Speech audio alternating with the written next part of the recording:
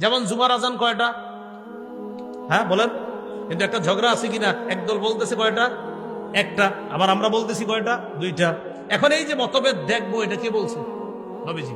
তাহলে মন দিয়ে শোনেন, কথার কথা, জুমার আজান আমরা বলি দুইটা, আবার একদল মোহাব্বতের ভাই তারা বলে কয়টা?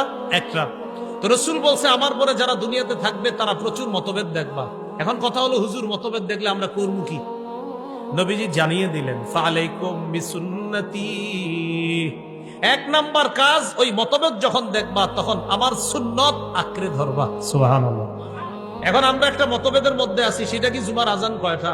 তো মতভেদ হলো, আমরা বলি দুইটা, আর একদল মোহাব্বতের ভাই বলে কয়টা? একটা। এখন আমরা এই মতভেদের মধ্যে নিরসন খুঁজতেছি। নবী বলে মতভেদ লাগলে প্রথমে আমার সুন্নত ধরবা। নবীর সুন্নত তালাশ করে জুমার আজান পাইছি একটা। বলেন কয়টা?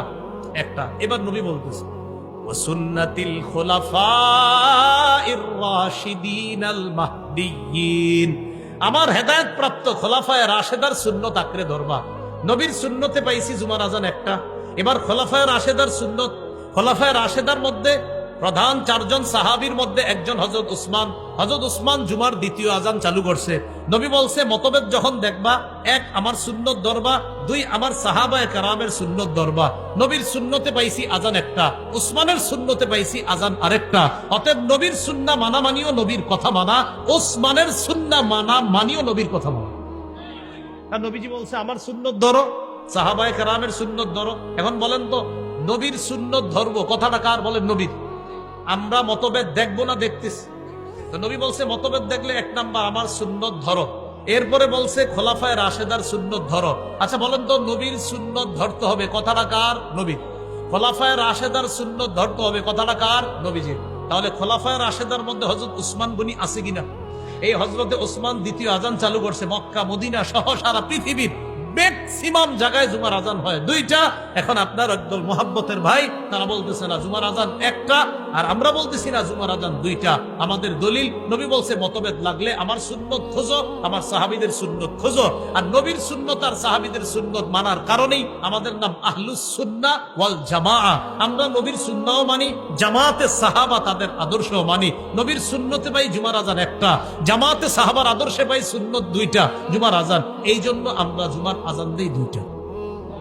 আপনার নাম আগে ঠিক করতে হবে, আপনি কি শুধু আহলুস সুন্নাহ না আহলুস সুন্নাহ ওয়াল জামাআহ, এটা ঠিক করতে হবে। যদি বলেন আহলুস সুন্নাহ ওয়াল জামাআহ, তো নবীর সুন্নত মানতে হবে, সাহাবায়ে কেরামের আদর্শ মানতে হবে।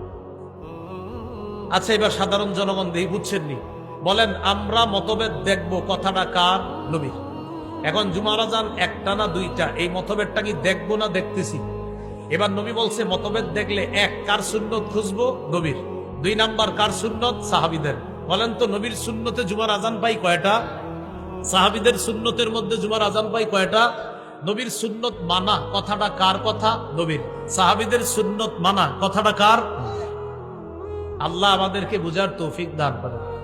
এরপর নবী বলেন ইয়াকুম ওয়াল মুহদাসাত, তোমরা ইসলামের মধ্যে নতুন নতুন বেদাত আবিষ্কার করা থেকে বাঁচো। ফাইন্না কুল্লা মুহদাসাতিন বিদআহ, প্রত্যেক নতুন আবিষ্কার বেদাত। নাসাইতে আছে ওয়া কুল্লা বিদআতিন দালালাহ, প্রত্যেক বেদাত হলো পথভ্রষ্টতা।